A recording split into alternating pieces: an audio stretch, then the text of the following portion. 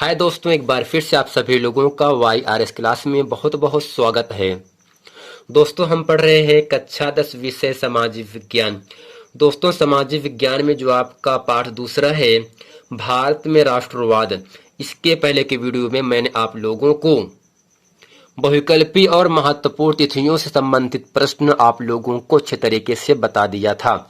आइए दोस्तों, इस वीडियो में आज हम पढ़ेंगे अति लघु उत्तरीय का प्रश्न, जो कि एग्जाम में 2 नंबर के लिए आपसे पूछा जाता है। दोस्तों, पहला ही प्रश्न आपके सामने कह रहा है, रॉलेट एक्ट क्या था? रॉलेट एक्ट क्या था? दोस्तों, इसके उत्तर में लिखेंगे और जानेंगे और इसे अच्छे तरीके से याद भी रखेंगे। सन 1919 ईस्वी में पारित एक ऐसा कानून जिसमें भारतीयों पर किसी तरह के मुकदमे को चलाए बिना शंका के आधार पर, यानी शक के आधार पर गिरफ्तार किया जा सकता था। यही दोस्तों क्या है? रॉलेट एक्ट था। यानी दोस्तों, सन 1919 ईस्वी में पारित एक कानून बनाया गया था जिसमें भारतीयों पर किसी तरह के मुकदमे को चलाए बिना, यानी मुकदमा चले ना और उनको शक के एतबार से उन सबको क्या कर लिया जाए? गिरफ्तार कर लिया जाए, अरेस्ट कर लिया जाए। तो यही जो कानून बना था, यही क्या था? रॉलेट एक्ट था। अब दोस्तों, प्रश्न नंबर दूसरा आपके सामने कह रहा है, भारत आने के बाद गांधी जी द्वारा चलाया गया पहला आंदोलन कौन सा था? भारत आने के बाद गांधी जी द्वारा चलाया गया पहला आंदोलन कौन सा था? दोस्तों, इसके उत्तर में लिखेंगे, दक्षिणी अफ्रीका से भारत लौटने के बाद गांधी जी ने 1916 ईस्वी में बिहार के चंपारण से अपने पहले सत्याग्रह आंदोलन की शुरुआत की। यहाँ के किसान नील की खेती के विरोध में आंदोलन चला रहे थे। यानी दोस्तों, भारत आने के बाद गांधी जी द्वारा चलाया गया जो पहला आंदोलन था, वह किस पर था? किसने चलाया था? किसानों ने चलाया था। और किस पर था? किसान नील की खेती के लिए, नील की खेती के विरोध करने के लिए आंदोलन चलाया था। दोस्तों, यह था प्रश्न नंबर 1 और प्रश्न नंबर 2। प्रश्न नंबर 3 आपके सामने कह रहा है, प्रश्न नंबर तीसरा आपके सामने है, गांधी जी ने असहयोग आंदोलन को ही क्यों चुना? गांधी जी ने असहयोग आंदोलन को ही क्यों चुना? दोस्तों, इसके उत्तर में लिखेंगे और जानेंगे और अच्छे तरीके से याद भी रखेंगे। महात्मा गांधी जी ने कहा था कि भारत में ब्रिटिश शासन भारतीयों के सहयोग से ही स्थापित हुआ था। यानी दोस्तों, महात्मा गांधी ने क्या कहा था? भारत में ब्रिटिश शासन भारतीयों के सहयोग से ही स्थापित हुआ था और यह शासन यानी हुकूमत इसी सहयोग के कारण चल पा रहा था। अगर भारत के लोग अपना सहयोग वापस ले ले तो साल भर के भीतर, यानी साल भर के अंदर, एक वर्ष के अंदर, एक साल के अंदर ही ब्रिटिश शासन ढह जाएगा, अर्थात नष्ट हो जाएगा और स्वराज्य की स्थापना हो जाएगी। यानी दोस्तों, महात्मा गांधी ने क्या कहा था? भारत में ब्रिटिश शासन भारतीयों के सहयोग से ही स्थापित हुआ था और यह शासन इसी असहयोग के कारण ही चल पा रहा था। अगर भारत के लोगों द्वारा अपना सहयोग वापस ले लिया जाए तो साल भर के दोस्तों अंदर ही ब्रिटिश शासन क्या होगा? खत्म हो जाएगा और पूरा जो राज्य है, देश है, वह क्या होगा? एक स्वराज्य की स्थापना का रूप ले लेता है। दोस्तों, यह था प्रश्न नंबर 3। प्रश्न नंबर 4 आपके सामने कह रहा है, हिंद स्वराज पुस्तक किसने लिखी? बहुत ही महत्वपूर्ण प्रश्न आपके सामने है। हिंद स्वराज पुस्तक की रचना किसने की थी दोस्तों? तो इसके उत्तर में लिखेंगे महात्मा गांधी ने। यानी महात्मा गांधी ने हिंद स्वराज पुस्तक की रचना की थी। प्रश्न नंबर 5 है, खिलाफत आंदोलन किसने शुरू किया? दोस्तों, खिलाफत आंदोलन मोहम्मद अली तथा शौकत अली ने शुरू किया था। प्रश्न नंबर 6 है, साइमन कमीशन का गठन क्यों किया गया था? इसका विरोध क्यों हुआ? दोस्तों, इसको उत्तर में लिखेंगे, सर जॉन साइमन के नेतृत्व में एक वैधानिक आयोग का गठन किया गया।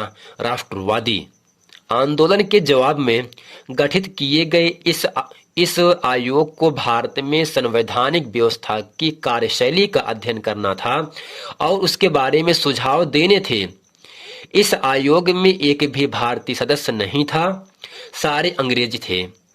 इसलिए साइमन कमीशन का भारत में विरोध हुआ। यानी दोस्तों, साइमन कमीशन का भारत में विरोध क्यों हुआ था?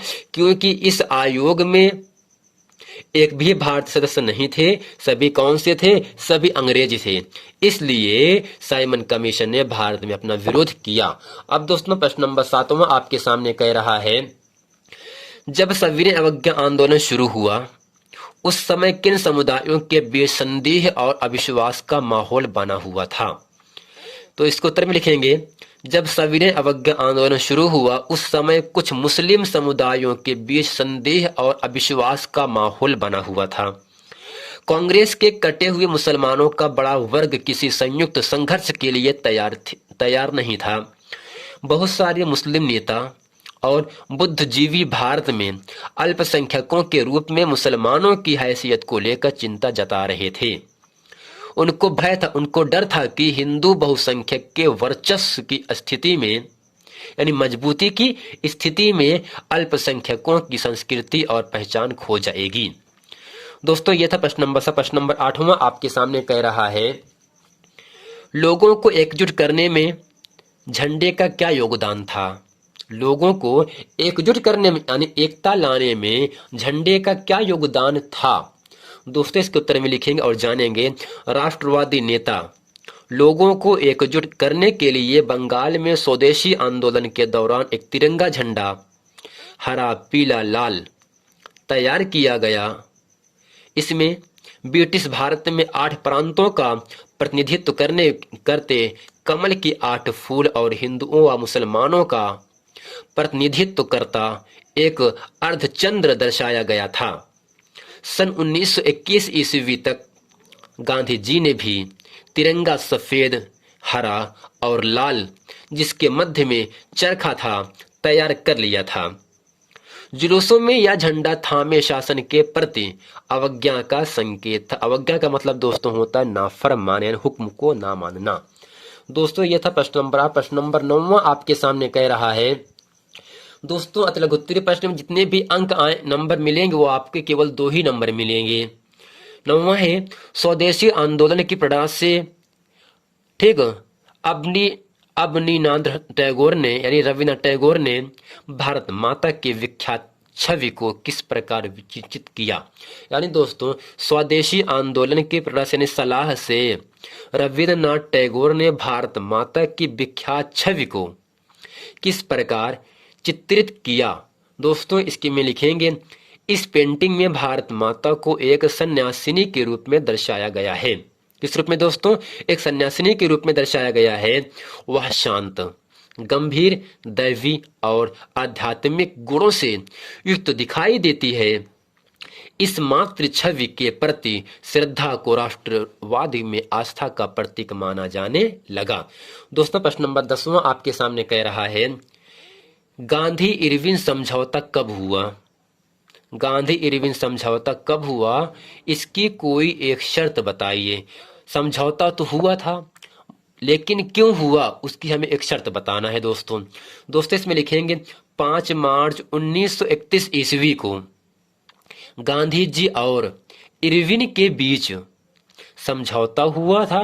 इस समझौते में सरकार ने वचन दिया था, सरकार ने कहा था कि हिंसा के आरोप में गिरफ्तार लोगों को छोड़कर सभी राजनीतिक बंदी रिहा कर दिए जाएंगे। यानी दोस्तों 5 मार्च 1931 ईस्वी को गांधी जी और इरविन के बीच जो समझौता हुआ था, इसमें सरकार ने ये कहा था कि हिंसा के आरोप में जितने भी गिरफ्तार किए गए लोग हैं उनको छोड़ करके सभी को राजनीतिक बंदी रिहा कर दिया जाएंगे।